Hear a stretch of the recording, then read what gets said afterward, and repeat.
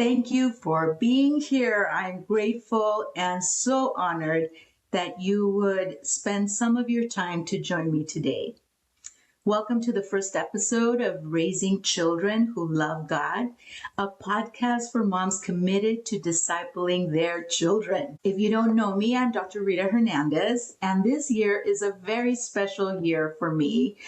This year marks the 60th year of my life. It will be my 60th birthday soon, but also it marks 40 years of being a wife, 40 years of being a teacher officially, and also 38 years of being a mom.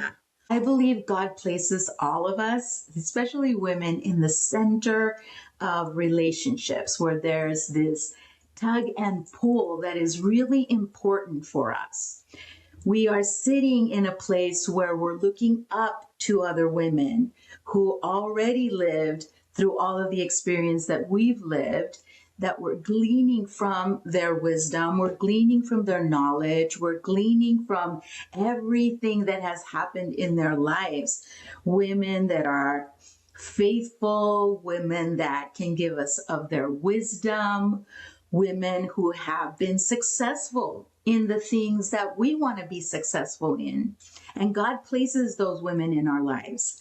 But also, He places women that are coming behind us that we are sowing into, that we are influencing, and that we are giving them of our time and our knowledge. So we're sitting in this tension of receiving and of giving. And I want to be someone in your life that you can glean from so that you can be that for your children. And that is why we're here. I'll share a little bit of my story so you can get to know me better. I met my husband when I was 16 years old, and we married 3 days after my 20th birthday. I had prayed for him since I was 8 years old, and I'll share that part of the testimony later. And by the grace of God and the sound and wise advice of my parents, I chose well. And we are going to celebrate our 40th anniversary this year, like I shared before. My husband had never contemplated having children or even a wife before he met me. So I have been his one and only for 44 years. I, on the other hand, wanted to be a mother from the time that I can remember. I don't know for how long. Children had always been a central part of my life. I started babysitting when I was really young. I was the oldest cousin that would take care of the little cousins, and I started teaching when I was super young. I was 16 when I got my first classroom. And so children were always a part of my life. And I've always wanted to be a mother. So we got pregnant quickly, and our first son was born a little bit after our first anniversary. The birth of our son transformed our lives forever. He was a much anticipated baby. He was going to be the first grandchild on both sides of the family. And this was the first boy in our family because I was born into an all-girl family. I only have sisters, never had a brother. And so having a boy was something really exciting for our all-girls family. My husband was completely mesmerized and committed the rest of his life to his children. After God and me, his children became his full focus. So he was truly transformed since he had never planned to have any children at all. My baby lived for about 6 weeks. He died of sudden infant death syndrome. This is called SIDS. A healthy baby that fell asleep and woke up in heaven.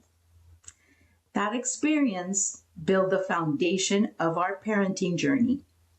I can't get into everything in one episode, and we will definitely touch on a lot of lessons that I learned from that experience in future episodes. But I want to touch on a few things that will set the stage for us today. The first was deciding whether I even wanted to have more children and put myself in that vulnerable situation again. So I struggled with that question that God decided for me. And 3 months later, we were pregnant again with our daughter, Rita, who some of you know. I spent that pregnancy in grief, but also in reflecting on what type of mother I wanted to be and what type of children I wanted to raise. I was young, I was immature, and I was in pain. So let me tell you, I made a lot of mistakes. But one thing was certain. I wanted to raise children that loved God, that made Him His anchor, because I did not want them to have to face the storms of this world without Him.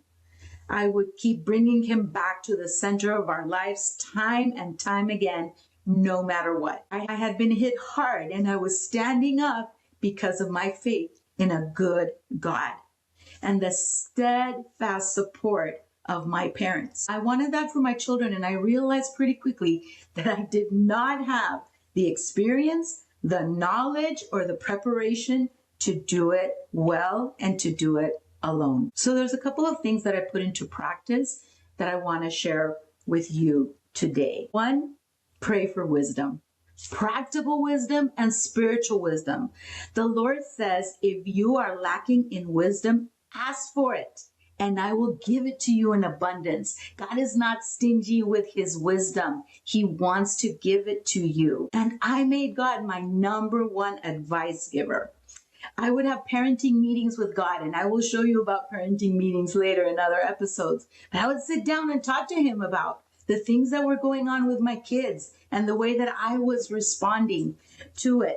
And we would hash it out to make decisions together. And number two, I went resource hunting, my friends. I read books. I listened to CDs. There were no podcasts back then, no internet back then. So I attended conferences, parenting conferences, marriage conferences, and I sought advice of other wise women. And three, I created the environment to use those tools in my house, because there's no point in getting coaching if you don't follow through and implement the steps you need to reach their goals. You can go to all the conferences, listen to all the podcasts, read all the books, but if you keep those books put away, if you don't set goals for yourself and you don't create the environment you need to implement everything you need to reach those goals, you're just not going to reach them. And that's the truth. That's life. The Lord saw fit to give us the privilege of having 7 children and raising 6 of them here on earth. And I've been told I've raised exceptional children. And I can't take all the credit. There's a lot of things that went into that. But I do want to tell you that my kiddos are not perfect, but they are exceptional. And I hope you get to know them one day. Today, they are all adults, but these people are people I admire, I seek advice from, love to sit down and have coffee with, and my greatest joy is to sit back and see them serve God and love Him with everything they are. They have their own struggles and heartaches, but God is at the center of every decision that they make. Friend, I definitely can't take all of the credit, like I just said.